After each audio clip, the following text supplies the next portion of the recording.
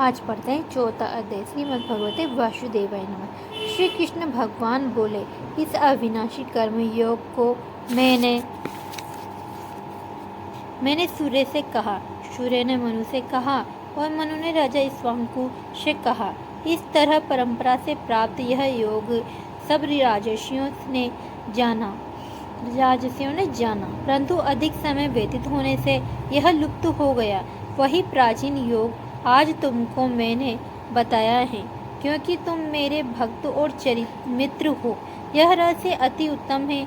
अर्जुन बोला, आपका जन्म तो अभी हुआ है और सूर्य का जन्म बहुत दिन पहले हुआ था।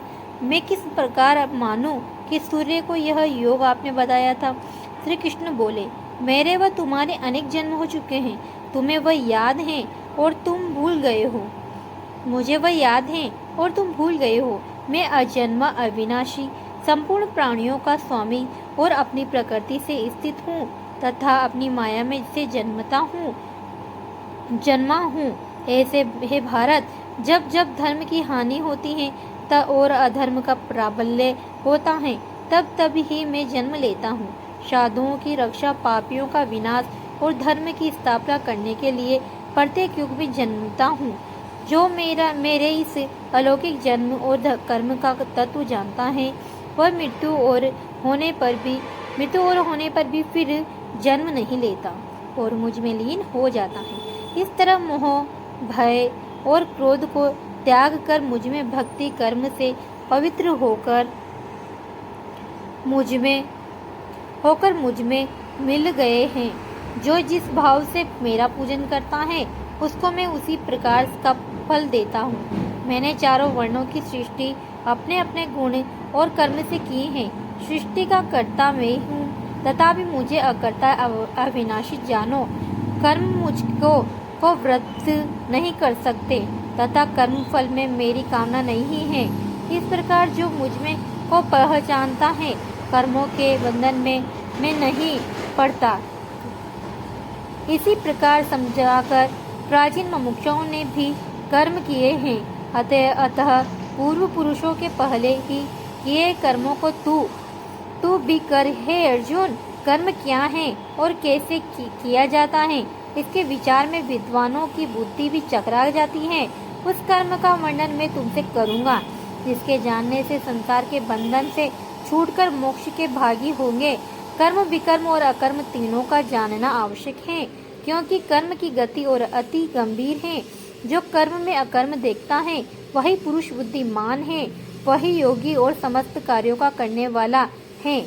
हे अर्जुन, जो कर्म करने में कोई कामना नहीं रखता और जिसके समस्त कर्म ज्ञान रूपी अग्नि से भस्म निर्मल हो गए हैं, उसको ही पंडित कहते हैं। जो फल की आशा छोड़कर कर्म करता है और उनमें आसक्ति भी नहीं रखता तथा निराश्रय ही सदा संतुष्ट रहता है, ऐसा मनुष्य कर्मों में गिरा रहने पर भी मानो कुछ नहीं करता। सब कामनाओं को त्याग, मन और आत्मा को वश में कर संसारी प्रपंचों से छूटकर केवल शरीर से काम करते हैं। वे भी कर्म बंधनों से संतापित नहीं होते। देव योग से जो कुछ मिल जाए, उसे में जो संतुष्ट रहता है, जो हर्ष, शोक आदि द्वंद्वों से मुक्त है तथा किसी से ईर्ष्या द्वेष नहीं करता, कर्म की सिद्धि असिद्धि में भेद नहीं समझता, वह कर्म करता हुआ भी उससे नहीं बनता। जो फल की इच्छा नहीं रखता, वह वासना से दूर हो गया है। ज्ञान में जिसका मन अचल है, जो यज्ञ के कर्म करता है, वे सब कर्म लुप्त हो जाते हैं। हवन करने का पदार्थ भी ब्रह्मा है, आहुति देने वाला भी ब्रह्मा है। इस प्रकार जिसकी बुद्धि में सब कर्म ज्ञानमय है, उसी को ब्रह्मा प्राप्त है। कोई कोई कर्म योगी देवताओं की पूजा करते हैं और कोई कोई ज्ञान योगी ब्रह्मा रूप अग्नि में यज्ञ रूप से हवन कर परमात्मा का भजन करते हैं। कोई ऐसे हैं जो कि अपनी इंद्रियों को तथा सब कर्मों को संयम रूपी अग्नि में होम देते हैं और कोई कोई इंद्रियों रूपी अग्नि में सप्ताब्दी विषयों को होम देते हैं। कितने ही लोग इंद्रियों के सब कर्मों को और प्राणों के कर्मों को आत्मज्ञान से प्रज्वलित आत्मा का संयम रूपी अग्नि में होम देते हैं। कोई तो द्रव्य यज्ञ करते हैं, कोई तप यज्ञ करते हैं, कोई स्वाध्याय, कोई ज्ञान रूपी यज्ञ करते हैं। कोई प्राणायाम में तत्पर रहने वाले भी योगी प्राण वायु और अपान वायु का लय करते हैं। कोई आहार को निरंतर कम करते हुए प्राणों को होमते हैं। वे सब सर्व यज्ञ वेता हैं और यज्ञ से ही इनके सब पाप नाश हो जाते हैं। जो यज्ञ में बचे हुए अमृत रूप अन्न को खाते हैं वे सनातन ब्रह्मा को प्राप्त होते हैं। हे अर्जुन, जो यज्ञ नहीं करते उनका लोक परलोक दोनों ही नहीं मिलते। हे पार्थ, फल सहित सब कर्म ज्ञान में ही समाप्त हो जाते हैं। उसी ज्ञान यज्ञ के तत्वदर्शी और ज्ञानी लोग तुमको उपदेश करेंगे, इसलिए तुम उनकी सेवा करना और विनय पूर्वक प्रसन्न करके ज्ञान यज्ञ जानना। इस ज्ञान का लाभ प्राप्त करके तुमको ऐसा मोह फिर नहीं होगा। इसी ज्ञान से मस्त प्राणियों को तुम अपने में और मुझ में भी देखोगे। यदि सब प्राणियों ने भी अधिक पाप करने वाले हैं तो भी ज्ञान रूपी नौका से ही सब पाप रूपी समुद्र को पार कर जाओगे। हे अर्जुन, जिस प्रकार प्रज्वलित अग्नि लकड़ी को जलाकर भस्म कर देती है, वैसे ही ज्ञान रूपी अग्नि सब कर्मों को भस्म कर डालती है। इस लोक में ज्ञान के समान पवित्र और कुछ भी नहीं है। यह ब्रह्मा बहुत काल प्रयत्न कर्म योग से सिद्ध हुए मनुष्यों को स्वयं ही प्राप्त होता है।